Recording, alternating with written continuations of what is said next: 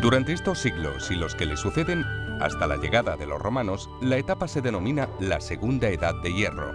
La población orbita en torno al Tajo como frontera y como vía de comunicación, concentrando aquí, en torno a otros cauces de la región, los principales núcleos poblacionales.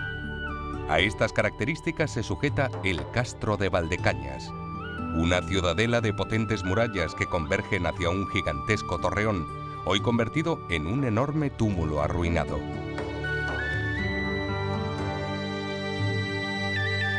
Junto al torreón, un único camino se abre paso paralelo a la muralla que completa todo el perímetro del asentamiento, con una superficie cercana a las 5 hectáreas. Pese a desconocer su distribución interior, gracias a otros poblados excavados en la zona, sabemos que gozaban de un cierto grado de urbanismo, con calles flanqueadas por viviendas de planta rectangular y con 2 o 3 estancias organizadas en torno a un hogar central. Como símbolos de apropiación territorial encontramos una serie de esculturas con imágenes de animales, repartidas por la geografía de nuestras comarcas, desde Talavera la Vieja a Val de la Casa, Carrascalejo o Villar del Pedroso.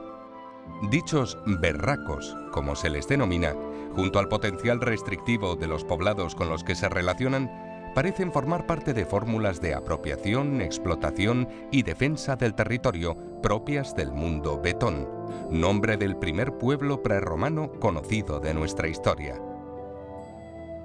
Tras la conquista de Hispania por los romanos, la vida de los castros debió interrumpirse bruscamente, desplazados ahora por las ciudades. Augustóbriga, fundada en tiempos del emperador Augusto a orillas del Tajo, se convertirá ahora en centro administrativo de este territorio y responsable directo de la repartición del poblamiento rural romano. Aquí el centro monumental quedó desplazado al fondo, colgado sobre un barranco en el cruce de las 2 calles principales, donde se organizó una gran plaza o foro. Allí se ubicaron al menos 2 templos, uno tradicionalmente identificado con la curia de la ciudad, acreditado como Los Mármoles. Fue trasladado piedra a piedra fuera de la cota de inundación del pantano de Valdecañas, mientras que del segundo, popularmente conocido como La Cilla, solo se salvaron 3 columnas, permaneciendo todo el basamiento aún en su lugar original. Al norte de la ciudad se localizan unas termas descubiertas parcialmente por las aguas que conservan las estancias calefactadas, una piscina y la abertura de una cloaca, y hacia el sur, las conducciones de agua que abastecían la ciudad y la muralla que la defendía. Pero no toda la riqueza arqueológica se limitó a Augustóbriga. En sus alrededores se fueron estableciendo colonos en explotaciones rurales, algunas equivalentes en el término latino de villa, es decir, grandes construcciones domésticas muy similares en su función a los actuales cortijos. Se conocen más de un centenar, pero solo una de ellas ha sido excavada parcialmente, la Villa del Olivar del Centeno en Millanes. Esta es el exponente típico de casas de campo romanas en las que se aplicó un lujoso programa decorativo, plasmado en la realización de mosaicos, donde se representan entre otros un cortejo del dios Baco montado sobre una carroza tirada por tigres, retratos de la familia propietaria y una escena de caza.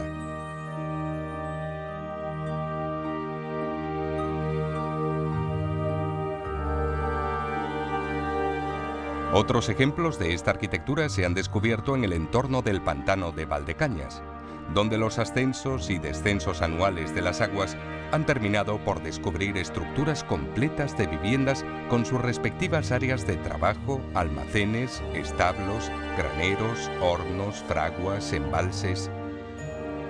El plano de una de estas villas rústicas ofrece una distribución característica de la casa romana, concentrada en torno a un patio interior, alrededor del cual se distribuían las habitaciones. A medida que los propietarios ganaban importancia social, se iban añadiendo termas, jardines, etc. Muchos otros recuerdos quedan en nuestra comarca de la romanización.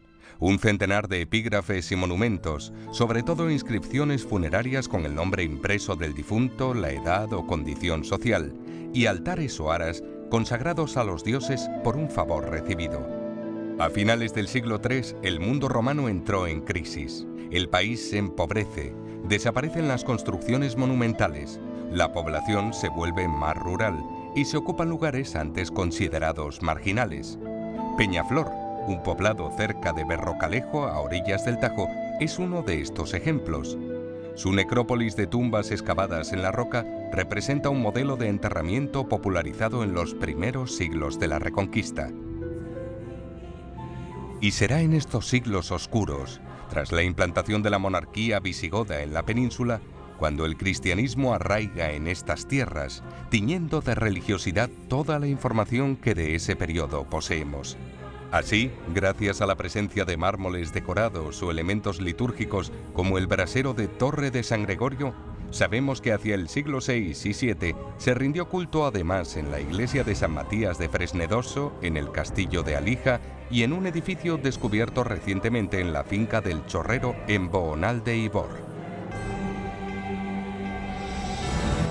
Y relacionados con la vida rural se han identificado en la Cañada de los Judíos centenares de objetos de la indumentaria visigoda, placas de cinturón, hebillas, botones y aderezos femeninos.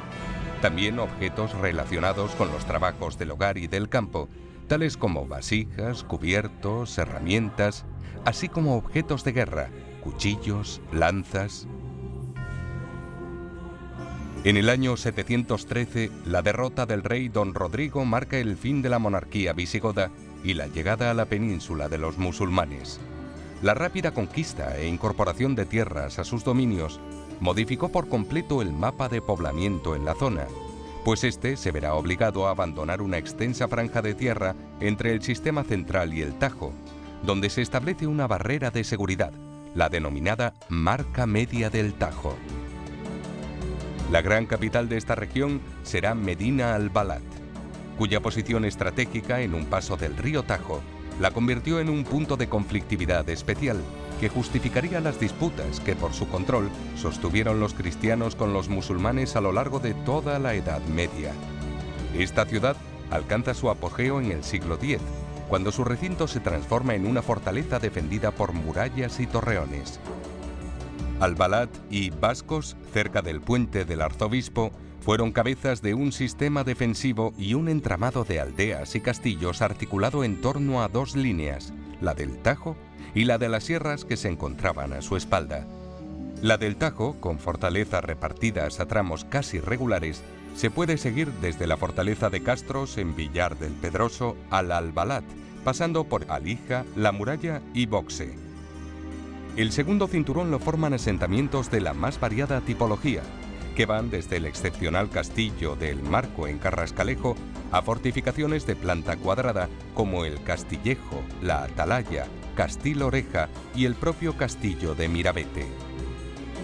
Con el empuje de los reyes cristianos, los árabes fueron cediendo terreno paulatinamente, abandonando las tierras de la frontera, que solo sería repoblada por gentes de muy diversa procedencia tras la conquista de las provincias occidentales de Andalucía.